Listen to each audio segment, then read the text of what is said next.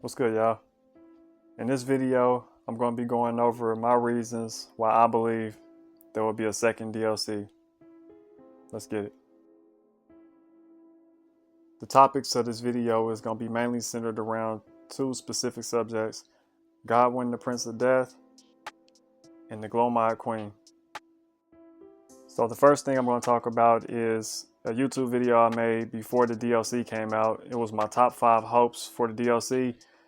And out of the 5, they only gave us 2. So my hopes was a seal that casts incantations and sorceries.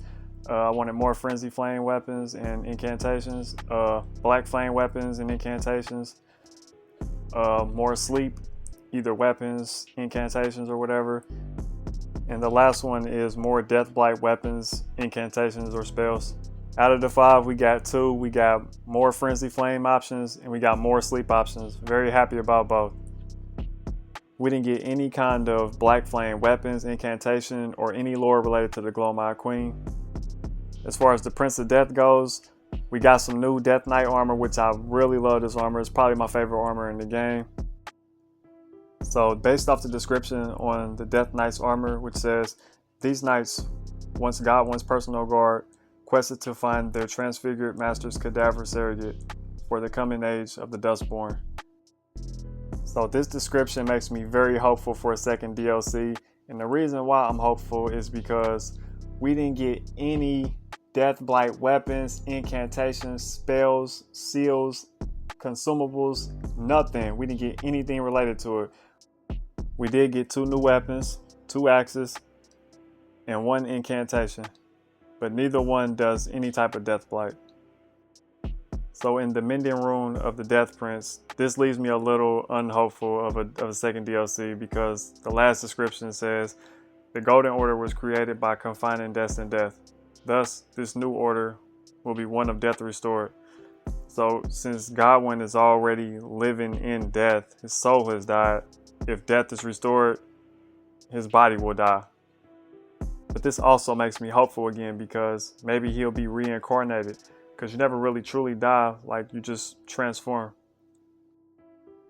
So Godwin's death will reach the Shadow Realm.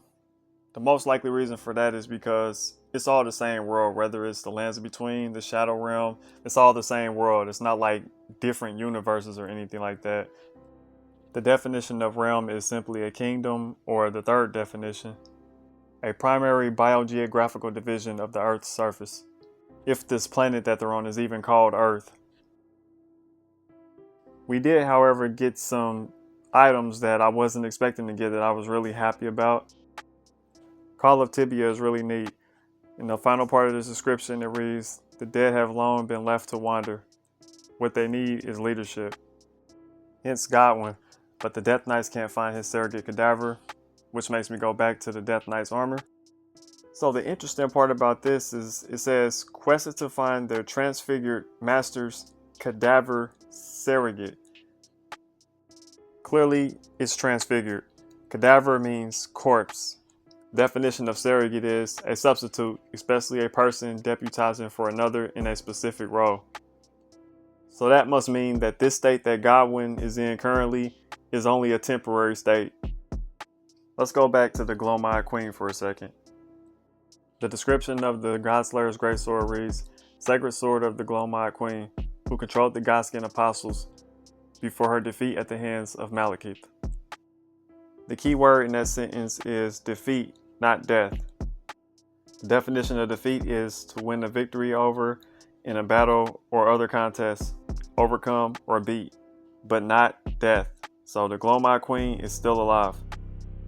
So the question now is, what happened to the gloam-eyed Queen after her defeat?